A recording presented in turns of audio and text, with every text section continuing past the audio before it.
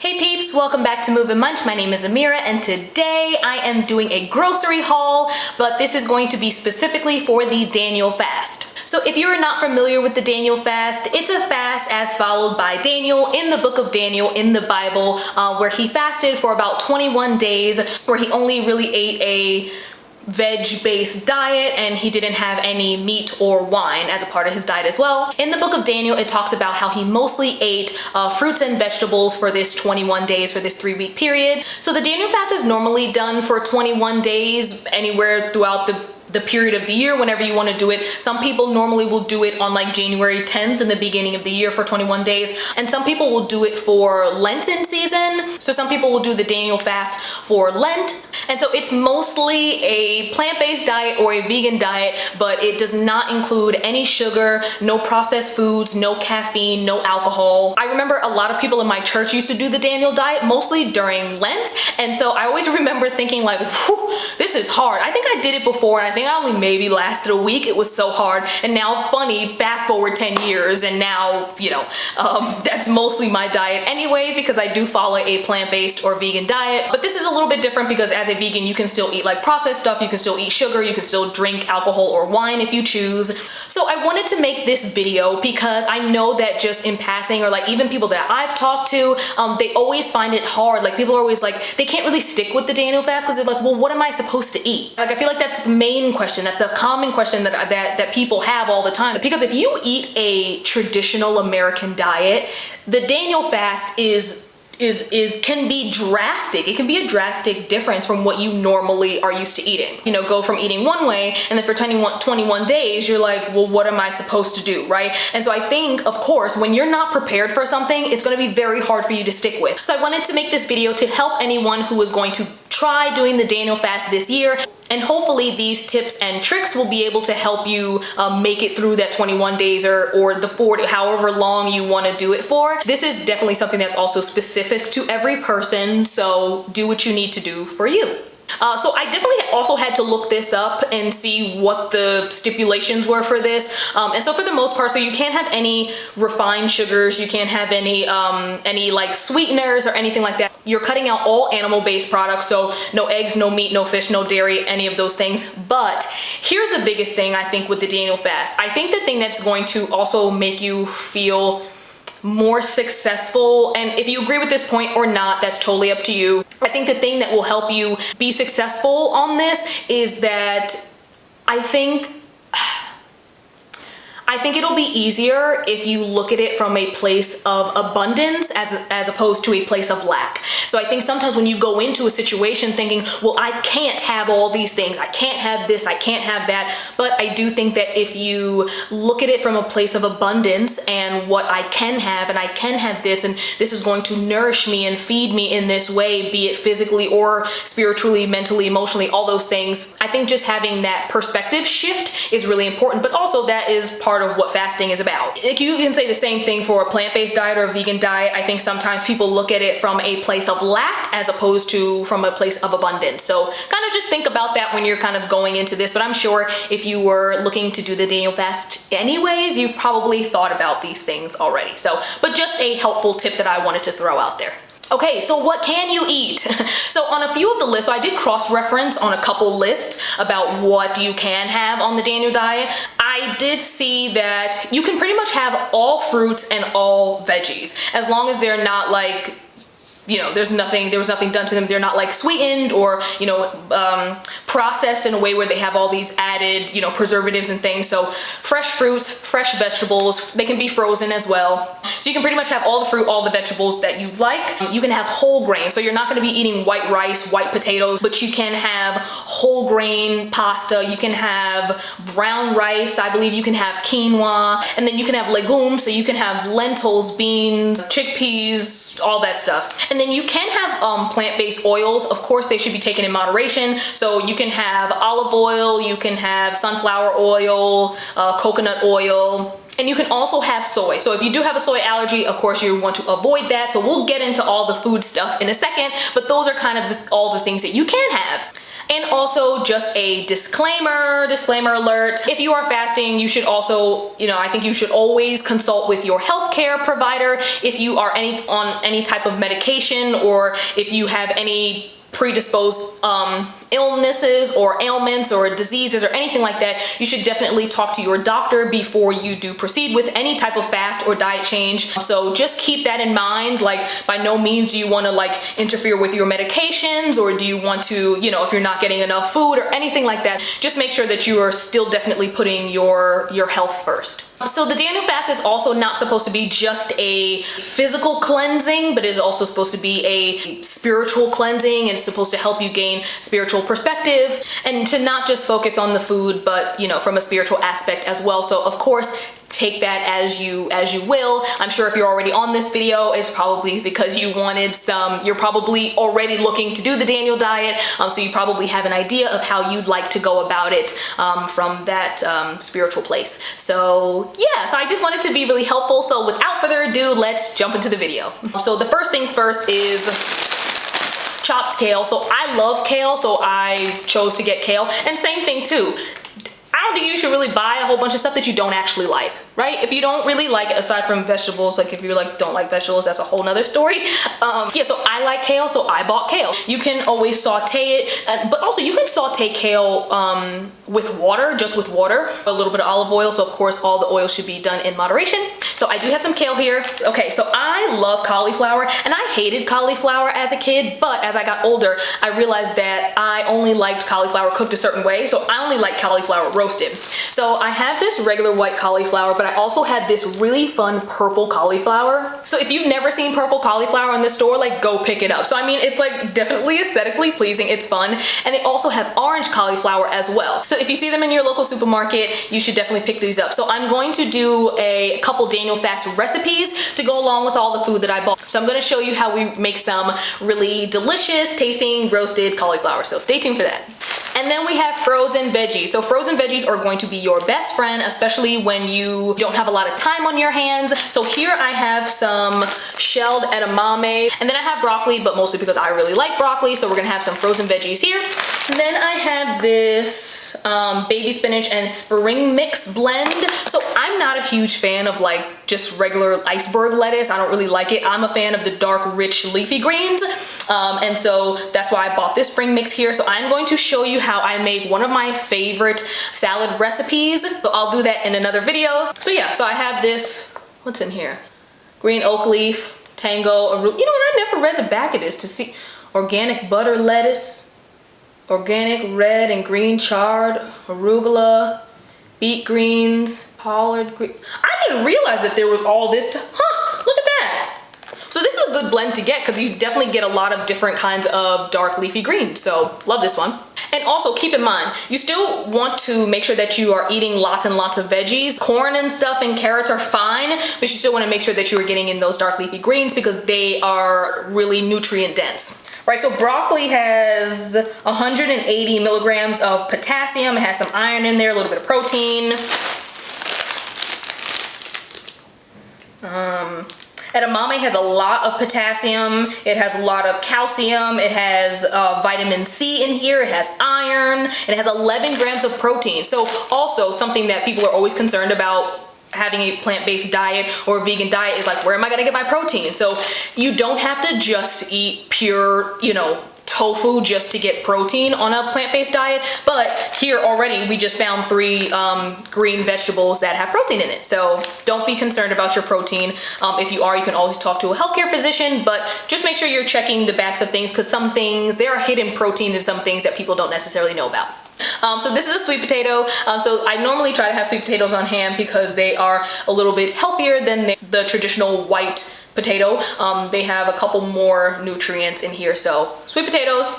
Yeah, so that's all I bought right now for the veggies. We're gonna move on now to your main like protein source, or like the bulk of your protein, I guess. I don't know. First things first is beans.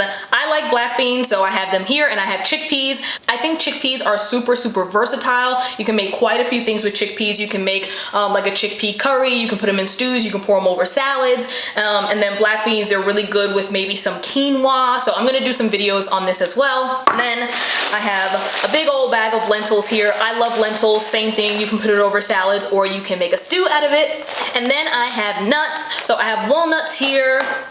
I have chopped pecans, and then I have a bag of almonds. I like my almonds raw, so of course with the almonds you want to make sure that it doesn't have any added like sugars or anything like that, like not candied pecans. So I have pecans here. I love to just snack on any kind of like walnuts or almonds throughout the day, so that can be a great way, one, for you to get your protein, and to also kind of curb some of your snacking. All right, and next is hummus. So I think hummus is going to be another good friend to you because I like to use hummus as a salad dressing. And so sometimes, so this one is plain, just regular hummus. And so it's original. I think it just has garlic in it maybe and a little bit of olive oil. So I like to use this as maybe a dip for raw vegetables, or as a salad dressing. You can thin it out with maybe some lemon or some water and throw all the seasonings in there, mix it up and pour it over your salad. And then this one I have is this roasted red pepper hummus. So definitely be careful with the hummus because you want to make sure that it doesn't have anything crazy added to it. So now let's talk about soy. Of course, if you do have a soy allergy, then tofu is not going to be for you. I will also show you in my Daniel Fast recipes video, I'll show you what I will do with the tofu. Now, these are kind of like seeds, or, you know, I don't even want to call them supplements, but so these are ground flax seeds, and this is the brand that I normally buy. And you can get them from any like regular supermarket. You can get it from a Whole Foods, but you can get it from like a Stop and Shop or something. And you know what? I actually think they sell these at CVS too. I love ground flax seeds. I use these all the time. I pretty much put them in anything. They are rich in omega-3s. So of course, since you're not going to be eating any fish, flax seeds are a good way to get in your omega-3 fatty acids. Flax seeds have 3 grams of protein. They have calcium, iron, magnesium, omega-3s, omega-6s, omega-9s, and lignans. I don't really know what lignans are, but yeah. So this is a good way. You can put these in smoothies, but I normally put this in oatmeal just because it doesn't really have a taste. It doesn't really have a flavor really. So I like to use this as a, just to add a little extra nutrients to my food. And then here I have hemp seeds. So these are the hemp seeds that I normally buy. As you can see, it's a pretty small package, but that's because hemp seeds are kind of expensive. So if you're on a budget and don't want to buy hemp seeds, totally up to you. But this package, this small package, does have quite a bit of hemp seeds in here. So this is also something that I would add to smoothies or on top of a salad. So hemp seeds have 10 grams of protein, has 12 grams of your omega-3s and omega-6s. It has 10 grams of protein, it has iron, calcium, and lots of potassium. On this fast, you still want to make sure that you are getting in a lot of those nutrients, and adding hemp seeds to your meals are a good way to do that. Now let's talk about fruit. So I have some pears here because I really like pears. I think you should get fruit, and get fruit that you like. So fruit is a good way to kind of curb those sugar cravings since we're not going to be having any added sugar. And then also I have bananas. Most vegans or people on plant-based diet, you know, love a good banana, but I think it's because they're super versatile. So I have bananas. I'll eat bananas by themselves, so I'll have it in the morning, but also you can chop them up, put them in the freezer, and you can use them for smoothies the next day. Or you can also use bananas in a kind of like an egg replacement. So I will have a video on that as well, so I'm not gonna give away too much. And then of course I have some frozen fruit here. So this is just a bag of mango chunks. So you can have any kind of frozen fruit that you like. So I have this coconut cream that you can use to make sauces for your veggies or anything like that, like if you want to cook them in some coconut cream. So it's a good way to add a little bit of extra flavor, a little bit of extra texture. So I have some coconut cream. So I got mine from Trader Joe's, but you can get it pretty much anywhere. You can get it from CVS, you can get it from the supermarket, Stop and Shop, anywhere.